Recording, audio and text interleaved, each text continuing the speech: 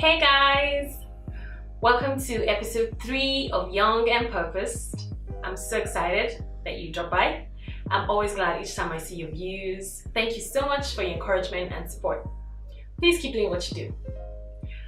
I know it's the month of love and Valentine is in the air. So yeah, let me be cliche. Jump on the bandwagon. Let me just say that I believe the most important kind of love is the love of God, God's love for us, and our reciprocation of love back to God. Now, there's no way we can ever love God as much as He loves us, because we're an embodiment of God's love. He loves us too much. And oh well, when you love God, I believe it's a lot easier to love your spouse, love your, siblings, your neighbors, everybody who loves you. And of course, most importantly, to love yourself. Which brings me to our very interesting topic for today. Self-esteem or self-image, however way you know it. Basically, loving yourself enough to redefine your own self-image.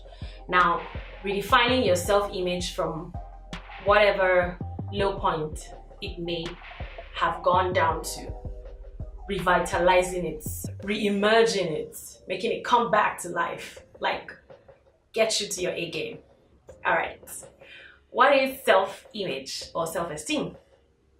Self-image is simply how you perceive and value yourself as a human being. I'll say that again, how you value and perceive yourself as a human being. All right, I remember this one time I was at a radio show and we were having a one-on-one conversation. Some guy called in and asked a question. It was a show about mental health. We were discussing mental health, and he called in and asked the question. He was like, does having a low self-esteem tantamount to having a mental health problem? When you have a low self-esteem, does that automatically mean that you have a mental health problem? Well, thankfully, experts have made us understand that they are not the same thing. Now, having a low self-esteem is not the same thing as having a mental health problem.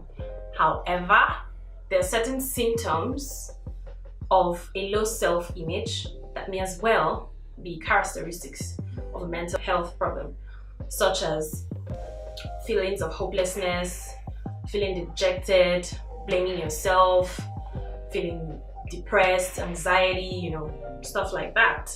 However, if a person who has had a low self-image and left unchecked over a long period of time, it may eventually blossom into something that's a lot harder to handle, such as anxiety or depression. And in that case, it's really difficult for those kind of people to be motivated towards taking steps to redefine their self-image, basically. Now, there are several reasons why people develop a poor self-image or low self-esteem, and I kind of idealized a few of them and arrange them somewhat in my own order of priority. Now, this is not a general consensus or some scientific proof, just the way I outlined it in my own mind. Now, I know one of the major reasons why people develop a poor self-image is when they've gone through abuse.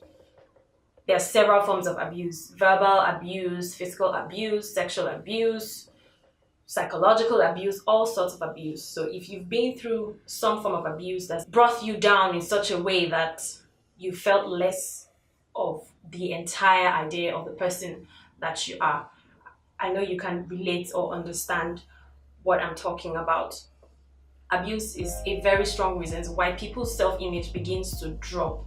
So if you've been bullied in school, or you've gone through some form of sexual abuse that's made you feel really bad, it can or could have been the reason why your self-image has dropped. Another major reason that people begin to develop a poor self-image is difficulty in relationships. Now, some people are going through a difficult divorce, horrible separation, something bad with your, partner, your significant other that has made you feel like the whole world is crashing down. It's just made you go down to such a place where you don't feel good enough.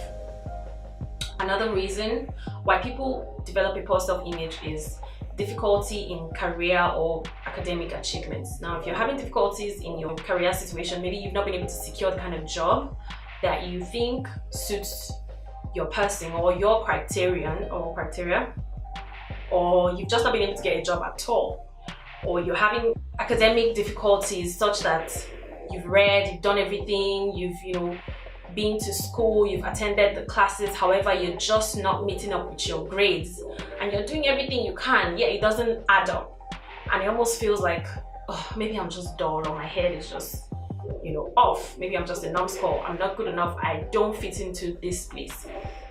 Those are some of the reasons why people have a poor self-image about themselves. Now, like I said, don't forget, this is just my own arrangements. It has nothing to do with a standard that has been set. I found that some of other related reasons why people develop a poor self-image is physical appearance. The idea that has so sunk into their mind of what a perfect human being should look like. So that preset idea of perfection in your mind, that this is the ideal body type that person should have. And to you feel like, oh, maybe I'm too big, or maybe I'm too small, but my hands are too short, my feet is too long, that kind of stuff. All the standards of expectations that you have set or that you have watched and you expect that you're supposed to be like and that you're not like can affect your self-image. Now, in relation to appearance, I know they're not the same thing, but for some people, they've had that perfection in the past, but maybe some accident, something happened, that caused some sort of deformity that made you change from the ideal person that you used to be to this new person who now has to live with some form of change that you're not comfortable with. So maybe now you are not as abled as you used to be, and it makes you feel a lot less than you used to feel. I know that some people have had a low self-esteem for as long as they can remember. Like, they can't even find out what the root cause of having a low self-esteem is. But I like to say to you, whatever the situation is, the truth is your reasons are valid. If you have multiple reasons, or you have just one reason for why you felt a lot less like yourself, yes, your reasons are valid. Don't let nobody tell you that you don't have a right to feel bad, because you do. Yeah, your reasons are valid. Although, as valid as they are, please do not let them take over you. As valid as they are, they're only valid so that you can identify them. The moment you identify them, you need to step up and stand out of that situation, of that reason. The reason you need to identify is so that you can, pen it down, write it down so that you can look the problem in the face. It's valid, yeah? Now you know the reason why you developed this poor self-image. You've written it down. You can now look it in the face and say, I know that this was what happened that made my self-image drop, or that has always made me have this poor self-esteem. And so I'm going to tackle this head on. From now, it's no longer going to be a limitation to me, because having a poor self-image really is a limitation for you. It makes you live in a lot less ideal place than you ought to be. Because if your self-image is top-notch, then you're going to be living a top-notch life, because you're confident, you're sure of who you are. But when your self-esteem is poor, you basically feel like you don't fit in, and therefore you're not able to do the maximum. You're not able to push yourself to the maximum of what you ought to do with your life. And that's just basically doing yourself a disservice. You don't want to be in that situation. You really want to live there and live your life to the fullest. So how can you do that? I have come up with a few pointers that I believe can help. I definitely have my own personal, story that I can relate to some of these points. I'll try to be as fast as I can. But if I don't, in case I don't finish those points, I'll just cut the video short and we'll do it again in the next video. So for this video, my very first point is number 1. Stop comparing yourself to others unfavorably. I like this point so much because a lot of people, I literally have to sit down and watch when people make this mistake. It's a mistake. You need to stop comparing yourself unfavorably to others. Allow me say, please, social media. Social media is the movie. It's a perfect idea.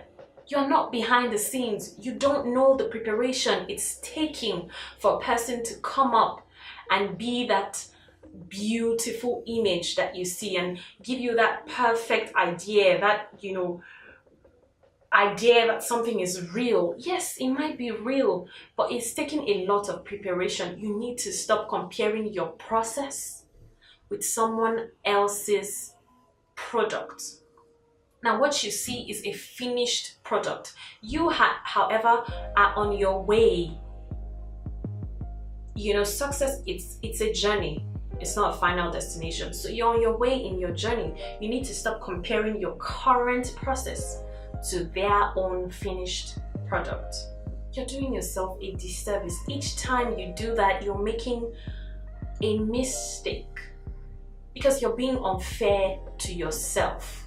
When you compare yourself unfavorably to others, you just need to try to stop it. Okay, all right. The second point is avoid negative self-belief. Negative self-talk, you need to avoid it. In your mind, decide that you will challenge every negativity that comes into you. For real. Each time the voice comes into your head and says, you're not good enough, you don't fit in here, you don't belong, this is not your place, you shouldn't go there. Whenever negativity comes, you need to settle in your mind, take a deep breath and exude positivity. Tell yourself you would always look for a positive angle in every situation. Now, I'm a strong believer that no matter how bad a situation is, there is always something you can hold on to that's positive. And no matter how bad, think of the worst of the worst. When you sit down and amidst all the noise and the chaos and the negative talk and everybody's here and there, if you sit down and look around, you will always have something to say, oh, I thank God at least this didn't happen. Now, take for example the half glass full water example. Now, when you put water into a glass and it's halfway through, all some people see is the fact that the top is empty. Guys, choose not to be those people. Be the guy, be the babe who sees the fact that the glass is halfway full.